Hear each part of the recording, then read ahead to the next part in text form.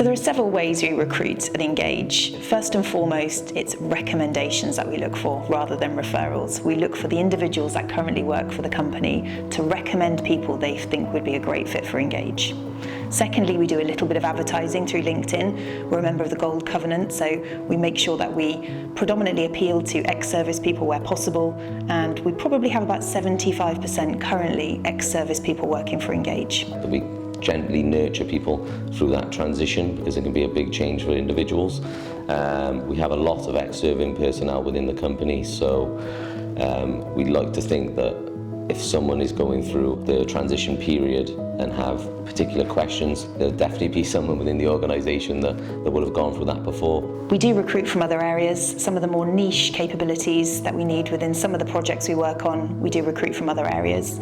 Predominantly we're PAYE, we're an employee ownership trust, therefore we absolutely welcome people to join Engage permanently. We want to build that core of individuals that really demonstrate Engage's skills and behaviours and cultures, and that's really what we're looking for when we go out and recruit. We tend to make it about the individual and their career path and try and draw on some of the skill sets that they've developed over time, because even though we're working in defence, a lot of what people do within the services may not be applicable to individual roles. You have to really pull on some of the experience that they have to glean where their skill sets lie, what they may be able to contribute to, how would they fit in within a team.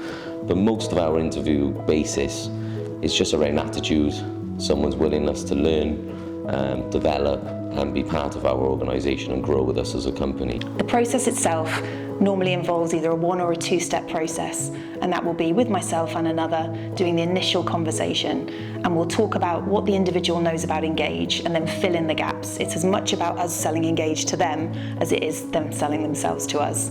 We'll then go into some general administrative bits and pieces, and then I'll ask the individual to take me through a canter through their career history to date, picking out some of those key points that would be of interest to me, and then we'll finish with some competency-based questions just so we can get a real understanding of the skills that that individual brings to the company. You're always asked in terms of your preferences on where you might want to work, what projects you're interested in, what you want to work on, what functional areas are you interested in, where are you looking to develop.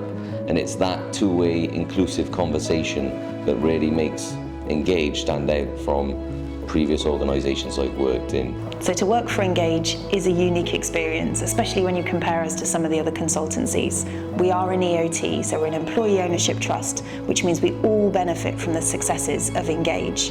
We're all about building the core team within Engage and making sure they're with us for the long term. We have very few associates, we do employee associates, but it's all about building permanent resource within Engage so that we understand their skills, their needs, their behaviours, and that we can deliver the best product for the client, but also make Engage a great place to work.